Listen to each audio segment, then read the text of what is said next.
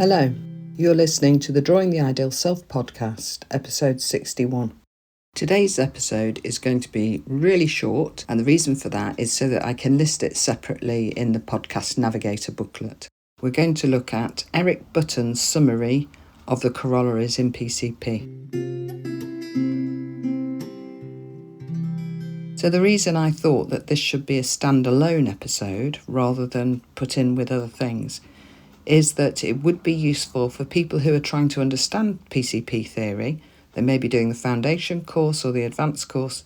They'll be able to find this episode pretty quickly. And it gives a really nice summary.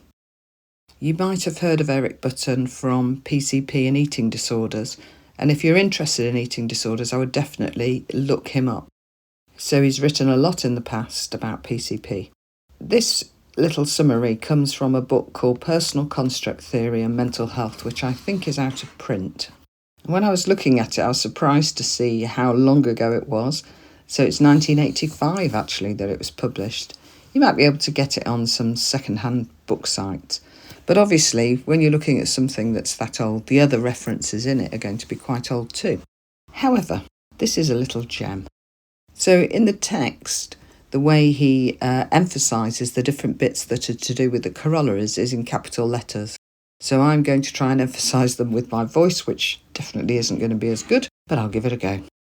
The other thing I should say is, as it's an old book, it obviously is written in the old-fashioned style of he, but take the he's to mean people. We can't make an assumption about people's attitudes from the use of the word he in those days, because that was the accepted academic style. And if you wrote anything different, it might not get published. Okay, so what he says is, personal construct theory assumes that people strive to anticipate events, whether other people's behaviour, our own behaviour, or physical events like the rising of the sun or a red traffic light.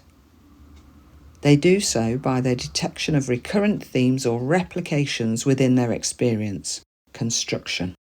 The interpretations he places on events are termed constructs and are considered to be bipolar in nature, dichotomy.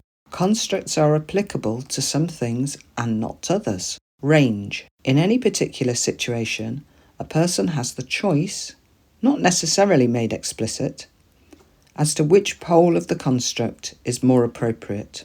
Choice. A person's constructs are interrelated in the form of a system. This system is hierarchical in nature, with constructs being relatively subordinate or superordinate to each other. Organisation. Some aspects of our system, subsystems, may be inconsistent with others.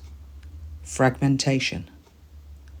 Our personal construct system is capable of changing as we interpret new experience. The degree to which we change is limited by the extent to which we utilise constructs permeably, i.e., in such a way as to be open to new experiences. Modulation.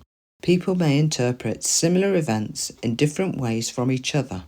Individuality. But may also share similar outlooks. Commonality. Social interaction involves the need to understand other people's construct systems. Sociality. Button gives a lovely little paragraph as well about working with people, which I think is worth including here, because this is a purpose of the theory, to try and understand what goes on with people. It's a psychology of people and their interactions with each other and their personality and the way they relate. So he says, this task of trying to understand another human being seems to be one of the potentially most problematic we face. The very diversity of our individuality presents us with the challenge of reconciling the many different values and expectations of those we encounter. We may feel confused, angry, and in despair when people don't conform. More often than not, this is because we don't understand. Understanding is not easy. We may fail, but we can keep trying. So the purpose of the theory is to help us with that understanding people and give us a framework in which we can think about them. The great thing about the PCP theory, it's very clear that this applies to us as well.